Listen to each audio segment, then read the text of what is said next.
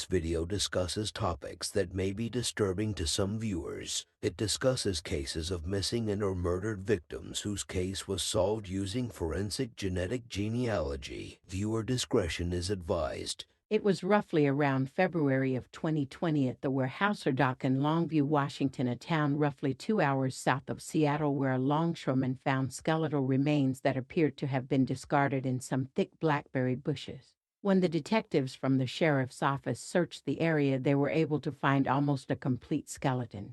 After the initial scene was processed and the remains were removed, they were taken to the King County Medical Examiner's office for examination.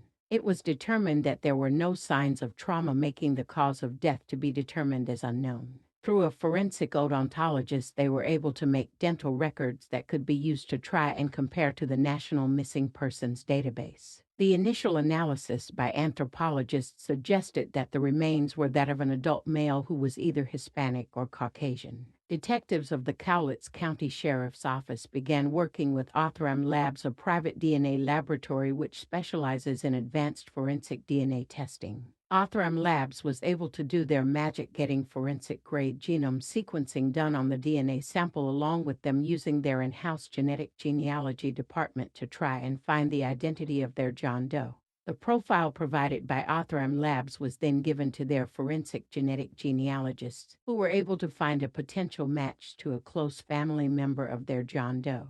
That person's name was given to law enforcement, and they then did their investigating. Detectives reached out to that individual asking if they had any family that had gone missing, in which this person stated their son, who was living in Columbia County, Oregon in roughly February of 2017, had been missing. He was last seen by her when she had dropped him off in Kelso, Washington. Detectives worked with his mother, asking her if she would be willing to give a DNA sample. She agreed, and her sample was sent to Othram Labs. Othram Labs then compared the DNA of the John Doe to the mother's, and it was a DNA match. Investigators had also been working with the National Missing and Unidentified Persons System, which is a national database for missing and unidentified human remains. Detectives had previously entered their John Doe's information into the system in February 2020. When the mother had reported her son missing to the Columbia County Sheriff's Office, they entered the information into the national database in March of 2021.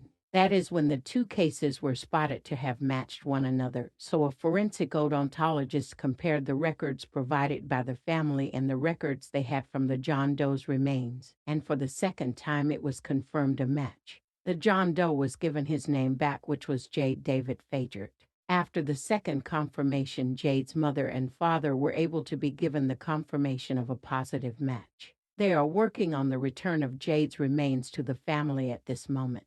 The family has requested privacy at this time, and they wish not to be contacted by any media. Since there was no indication that Jade died due to a crime or suspicious circumstances, investigators have decided to consider this case closed. May you rest in peace now, Jade, as you have been given your name back, and though there are still unknowns, your parents and loved ones have some type of closure.